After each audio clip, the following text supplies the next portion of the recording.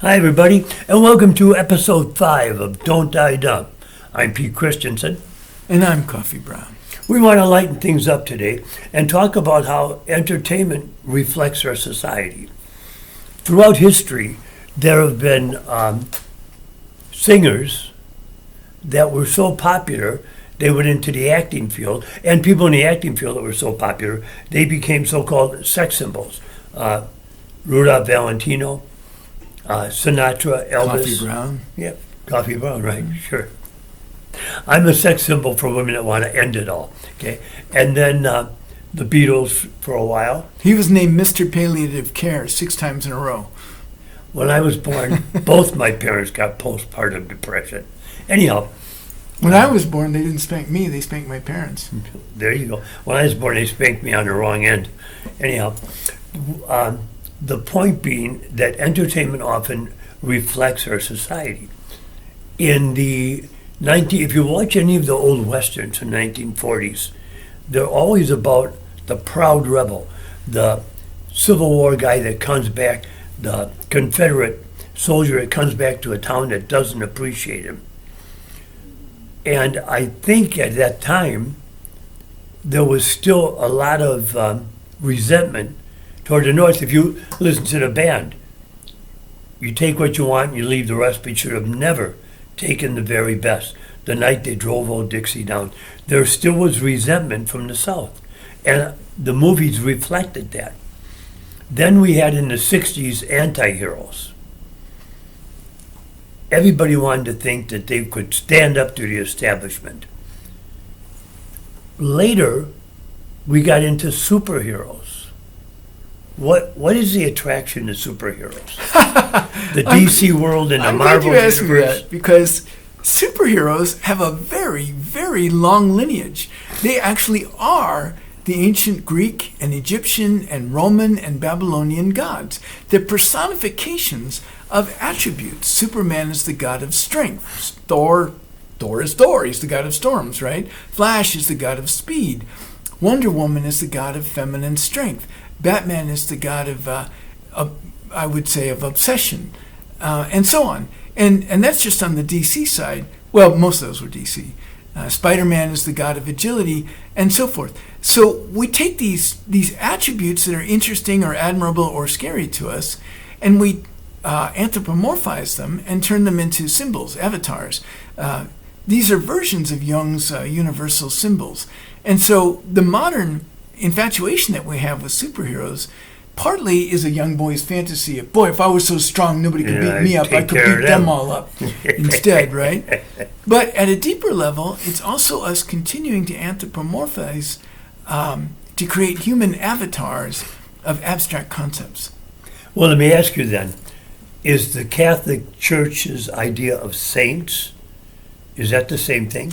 No, Native American Kachinas might be a little, somewhat along this same axis, because they are spirits that represent attributes. Catholic saints are people who represent people who have gained enough of God's favor through good acts that after their death, miracles can be performed in their name. That's kind of the shorthand version of Catholic saints. Well, I also think this, that the love of superheroes comes from two things. Number one, the Japanese anime. And number two, the longing, not for escapism, not total escapism. That's where musicals come in, I think. But more so, the longing for someone that can step in for you, someone to save the day. Well, and also the notion that you can solve complex problems by punching somebody. I mean, there is something visceral. I'm not going to lie. There's times I've wanted to fix the car by kicking it, or wanted to, fix a stuck door by smashing it open, things like that. I understand that. I'm not going to pretend I don't feel that. And if we keep it confined to comic books, where it's basically pro wrestling. I mean, guys put on costumes, go out, meet in the middle of the street, and punch each other up for a while. And we assume that might makes right. In fact, there's a somewhat of an inverse relationship between might and morality throughout most of history, and between might and good judgment. By and large, the brawniest guy in the room isn't the brightest. There are some interesting exceptions, but by and large, that's not how it works. Is pro wrestling cartoons for adults or soap operas for children? kind of both, but that question implies that adults are something other than children. And I have begun to despair of the idea that we grow up when we grow up. When I was a child, that was the light at the end of the tunnel for me, this notion that I would become more mature, wiser, calmer. And as I look around me, we just don't seem to be thinking the way I thought adults would, the way I thought their brains would work. Well, movies in particular have an effect on you, but it's a short range effect. If I go and see a gangster movie, I come out feeling like I'm a little wiser than everybody else. I got the inside dope, which I don't. I am the inside Now dope. I know about gangs and you don't, right? Yeah, okay. If I go in and see a superhero movie, I come out feeling like I can just give it to me. I can handle the You whole feel thing. pumped up and invigorated, and that's nice. But it it's feels o- fine. It's only until you walk down the street and get into your car and go, okay, here I go again. Same old, same old. I'm having a 6-7 day, that kind of thing. But music lasts your whole life. I remember my grandma telling me, I know your mother has her songs, but our songs are the songs they'll always be singing. And she proceeded to go into love and marriage is like a horse and carriage. Are we still singing that? The point being that I think music has a more long-lasting effect than movies do. Well, rock has held up really well, of course, and the classics have held up well. Most musical genres have a sort of shelf life to them. And music tends to represent the concerns of people who are 18 to 20 years old. Most people, when they're 80, their favorite music will be what they listened to when they were 18 to 20. And it's largely true for me as well, I would say. Well, I think music has a short shelf life. I think especially rock music has a 9-year period, 11 to 20. At 20, people then get married and I don't go out anymore. What do you do? Well, I don't, I listen to talk radio now. If people their senses get dulled. If you can remember when you were young and you couldn't just turn up the radio, you had to crank it. You couldn't listen to the show. You could feel the vibration. And that, for some reason, that loses all its potency as you get older. Well, I think we have wider ranges of concerns and so forth. Also, I think when we're adolescents, we like things that reflect our feelings back to us because they're validating. And as we get older, we become less invested in our feelings and more invested in our tasks often. Well, my question to you is sports entertainment?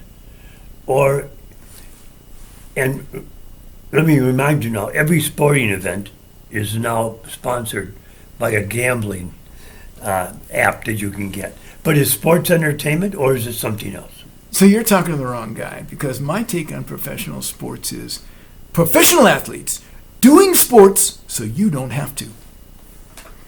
No, People who sit at home eating nachos and nursing their diabetes type 2 and saying, well, if I was the quarterback, I would have done this. That's what professional sports means to me. I like to actually go to the gym and exercise. I don't want to watch other people exercise. I want to exercise.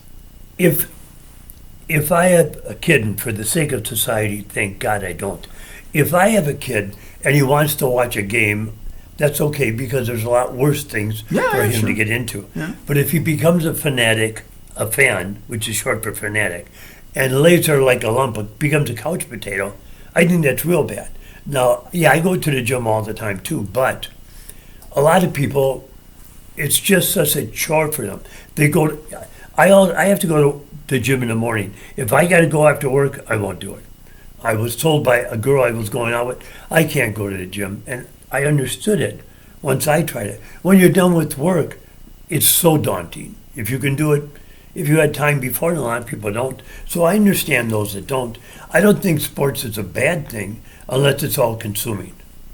Well, I'm not actually criticizing sports, and I admire pro athletes, and we can learn a lot from them, from their training and from their determination and things like that. But it's very clear that being a very competent athlete does not make you a wise or moral person. And it's also very clear that watching professional athletes doesn't make you a healthier or fitter person. So if you're looking at sports for entertainment, fine. We just talked about comic books, and I'm fine with that. Comic book movies, I'm fine with that.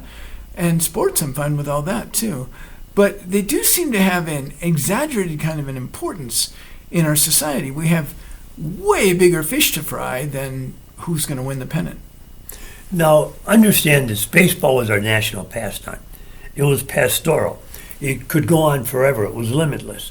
It was a series of geometric patterns, and between each play, you would talk to your neighbor. Now, football is our national sport.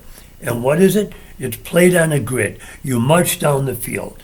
It's ultimately violent. And by the way, it's lost 10% of its participants with high school kids now. Parents don't want to risk the brain trauma in it. I'm a physician, so yes. The brain trauma associated with football is very, very real. And this is an interesting discussion to be had here, because there are some things professional athletes do that are not good for them, but that do work for them during the period that they are professional athletes. So this would be things like potentially steroids, risking head injuries, a body weight that's too high or too low for their optimum health, but is ideal for whatever sport they're in, risking significant injuries. We like to see our athletes in danger much of the time. And I think you can make the case that if somebody is getting paid large amounts of money, it's their profession, and they're doing this in order to demonstrate competence and courage in the public eye, these trade-offs might be defensible. But the problem is, especially young males, but young women as well, watching these athletes then begin to copy the things that they're doing at these super elite levels that they're also getting super compensated for. And so you have 18-year-olds taking testosterone. They're literally already overdosing on testosterone, but they're taking more anabolic steroids so they can have freakish bodies.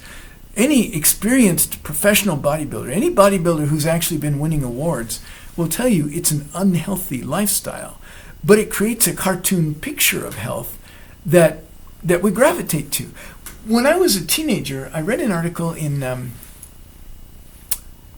I want to say Scientific American. It was a science magazine. Mm-hmm. And this guy went to the beach where there were all these seagull nests, and he took out the seagull eggs, or he left the seagull eggs, but he put in wooden eggs painted to look like seagull eggs, but they were bigger.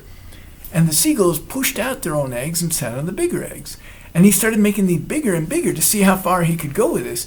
And he had seagulls that were sitting on painted wooden eggs the size of bowling balls and basketballs.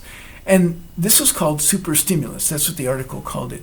The idea was, ha ha ha, these funny animals, look at how they'll sit on this egg that couldn't possibly have come from one of their species, right? Well, now look at people who get implants for gigantic breasts. Look at guys who go and get surgeries to try to enlarge their penis. Note from a medical person, that doesn't work, by the way. And look at these giant muscles that people take as a proxy for excellent health or excellent reproductive genetics. The fact is, we can also be sucked in by this cartoon super stimulus that had the seagulls sitting on top of basketballs. Now, look at the vanity of us today. There are now T-shirts. They're called no tucks. You don't tuck them in. And the reason is because so many men have big beer guts, they can't tuck them in. And there are T-shirts that have elastic bands in the middle to suck in your gut. Right. They're girdles. They're girdles for men. Yeah, and you can also buy pants for old guys that have a fake buttocks in them, because my butt looks like a canoe, but you can now buy pants that do that. So we live in a vain society, and all societies have a certain amount of that, but we've taken it to such an unusual and outrageous form. But what does it say about our society that we've gone from baseball, a thinking man's game, to football, a brutal game. What does it say about a society when people specifically go to NASCAR to see crashes, when they go to hockey and they cheer on the fights? It shows that no matter how old you get, there's still an 11-year-old boy inside of you. And you know what? If you give that boy a little playpen to play in, that's fine with that. But when you can't tell the difference between the 11-year-old boy and the grown man, we're in some big trouble. But I want to go back to the pants for a second, because I want to tell you about my new invention. Yeah. I'm going to get so rich. Don't steal this. I'm copywriting this. So you may have noticed that as guys get older, their belt line moves up and up and up, right? Mm-hmm. But we're living longer. Where will it all end? Well, this is where the new Super Old Guy Pants by Coffee Brown comes in. Notice the belt line up here and eye holes, so that when your head is below the level of your belt, you can still see out of them. Pretty smart, huh? My mama didn't raise any fools. I'm a self-made man. Now, the subject today is entertainment and how it reflects our society. Mm-hmm. Well, I wanted to circle back to that. Yes. This is a conversation I've had with multiple people, and it's the same in science as it is in the arts. So in my youth, I was a fine arts major before I went down the science path. And one of the conversations I had that I always lost, so I'm expecting to lose this one too, by the way, is I think artists need to take some responsibility for the effect of their work. And the feeling of my community, arts people out there, I'm going to represent you here. An artist's job is to show people something that makes them think differently or feel differently. And the artist is not responsible for what the user, the end consumer of art, does with that. So if I write a rap song that holds your attention, but it preaches violence, I'm not responsible for you going out and shooting somebody. If I make a painting of a sexual assault, and you find that painting riveting, I'm not responsible for the fact that sexual assault becomes more validated in your mind. It's the same in science. I love science. I'm as geeky as it gets. But the notion that we should do something because we can do it is a problem. If it weren't for population and climate change, AI would probably be the largest existential threat to humanity presently. But we have no way to slow it down. I mean, I'm telling you, AI is not going away. It's useful, and it can be developed everywhere, and it's already being weaponized. So it is honestly true that if we don't do it, that guy will, and then we'll be at a disadvantage. But we create these things we have no idea how to control. It's like a guy who brings an escaped tiger from the zoo home to his wife and says, "Honey, it followed me home. Can I keep it?" Right? We don't think about the consequences. We just think, "Oh, here's this thing I can do, and I'll do it." So I think that art and society shape each other. I think it's a communal, it's a reciprocal relationship. And I think artists need to think about what kind of society am I shaping. When Lenny Bruce, who is a few generations back, most of you won't know that name, but he started the cynical, edgy, politically tinged comedy that we now take for granted. But cynicism back then was cool and edgy and new, and it gave people permission to think outside the box. Now, quite frankly, it's cliche, and we should be past the point of snark and into the point of looking for solutions. And if we don't get there, we're not going to finish this century. Young comics think that edgy is how many times you can drop the F-bomb. That's mundane, it's foolish.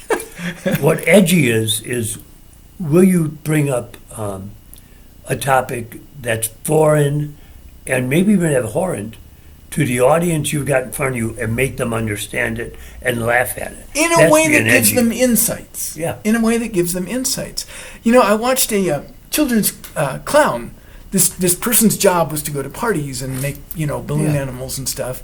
And the reporter was asking him, how do you make kids laugh? And he goes, well, it's very age group dependent. If they're in like kindergarten or younger, then I'll say poop, and they'll all start giggling and laughing and blushing, right? But if they're a little older, like if they're in grade school, I'll say underpants, and they'll all start laughing and blushing and stuff. As they get a little older, I start saying shit and fuck, right? If you watch Eddie Murphy on HBO, where he can say anything he wants, every other word is F or MF or something. I think Eddie Murphy is a lot funnier when he's on mainstream media, because then he has to actually tell jokes. But when he has no restrictions, he uses the adult versions of Poop and Underpants to sell his jokes. Here's the problem as I see it. You have to be responsible for what you say. When Gilbert Gottfried said, I can get a new girlfriend, one floats by every day during a flooding experience, he had to be held responsible for that. However, we don't want joke police, as well as we don't want music police. We don't, because then you're on a slippery slope. And especially if the Christian nationalists get involved. They want to ban To Kill a Mockingbird? No, I completely agree with you. I'm not talking about joke police. I'm asking members of the scientific and artistic communities to think about the consequences of what you can do before you decide that you will do it. I'm asking you to think about the society you think we should be headed toward, and are you building toward that or away from that by the works that you produce? Now, if a work is offensive, a good example is Piss Christ. A New York artist took a cross, put it in a mason jar full of urine, and presented it as Piss Christ. And they put it in one of the major museums. Yeah. And it deeply offended a lot of people. Is that right or wrong? And should it be permissible? Piss Christ is actually a great topic. I'm very familiar with this particular piece and the controversy that it generated. And this one is in a gray zone between what I was just saying and the whole just do whatever thing. On the one hand, he was trying to make a real point, which is that we're making objects sacred instead of values and people. And he created what he thought was a symbolic way of expressing that idea. But on the other hand, that is a message that would only ever work with the choir. So my problem with him is not that he was critical of religion as having too sacrosanct of a place. My issue with that artist is that it was a terrible communication, which is actually my issue with the Democratic Party too. Their message is often the right message, but it's so badly communicated sometimes that it's not getting through. And this guy created a backlash that was stronger than the thought-provoking effect he was trying to have. So I would regard that as a failed piece of art because it does not achieve its intent. But its intent itself is controversial, and you could argue it's bad art because it doesn't respect religion, or it's good art because it makes people reconsider and think about what does sacred actually mean? Where does it apply? How much should it be protected? What are the limits of freedom of speech and things like that, which are legitimate things to think about. So that was a great example. Thank you for that. So let me say this. Animals in entertainment, the rodeo, the circus, is it good or bad? Now, when you go to what they call a Mexican rodeo, it's all about the pageantry and the great things they can have the horses do. And I don't believe they're cruel to the horses. There was a Ringling Brothers animal trader named Gunther, and I don't remember his last name, but he said, we can get if you use a whip, you can get the animals to do it, but they won't turn on you. If you use kindness, and he did this with elephants, tigers, lions, they will never turn on you. And almost all circuses use that, but some didn't. Some were cruel. Mexico has now banned bullfights. What is the limit, and what is the rule on animals in entertainment? I mean, don't get me wrong. Rodeo is a skill. My sister was a barrel racer, but a lot of it is just cruel. Do you know why the horses buck? Do you know why the bulls buck? Because they've placed a belt around their genitalia. If someone did that to me, I'd buck too. Yeah. So, but when do we cross the line between entertainment and cruelty? And is there one? So first of all, the structure of the question is this good or bad? Where's the line? As if these things were. One of the problems I see with the 21st century is that we've oversimplified nearly everything to the point that it becomes meaningless, like the immigration debate. Both sides of the immigration debate paint cartoon pictures compared to the way that I see immigration issues. And we can do another podcast on that one, by the way. We can kind of unpack some of that. So one of the things I would like to do is get people to stop thinking in binary terms and bumper stickers. So humans have always treated animals as objects to be used. And to debate that would take multiple podcasts, and it's hard to imagine we get any traction.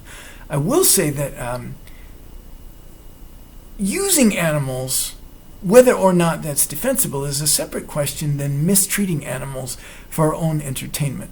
So, for example, raising a cow and then slaughtering it for meat before factory farms could be a relatively good deal for the cow, between the cows and the humans.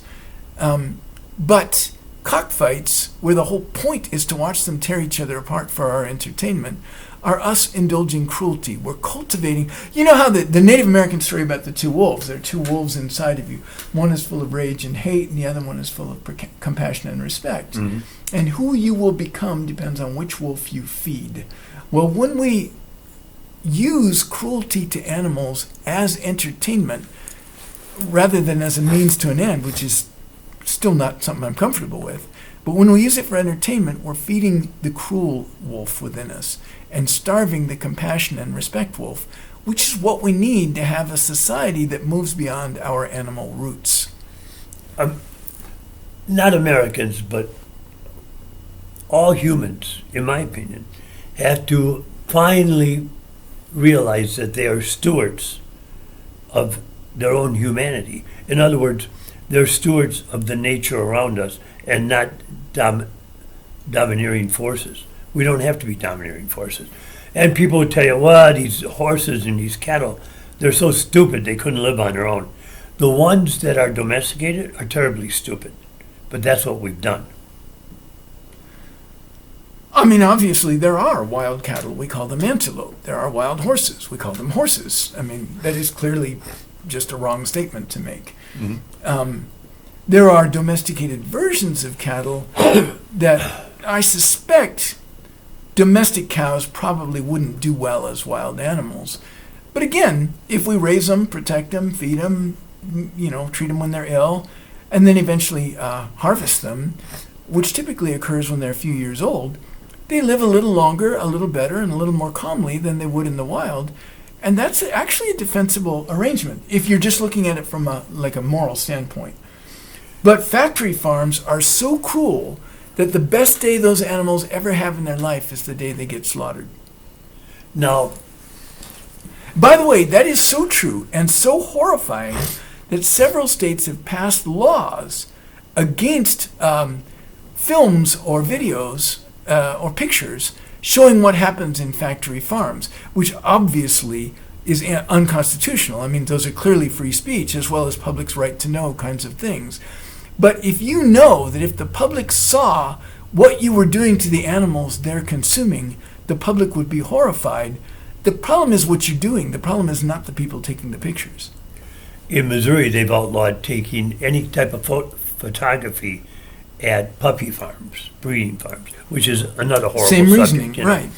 But to wrap up here, I think it's true that things like gangster rap is indicative of a portion of our society, as chauvinistic and as cruel as some of the lyrics are. They are indicative of something that's happening around us. Our entertainment is not the problem. It's a symptom. It's a showcase of our symptom. I mean, free speech does not protect sedition, which is encouraging people to commit criminal acts. It also doesn't protect treason. So there are elements of free speech that are not protected. We're out of time. Hope you enjoyed the discussion. I'm Pete Christensen. And I'm Coffee Brown. Remember, don't die dumb.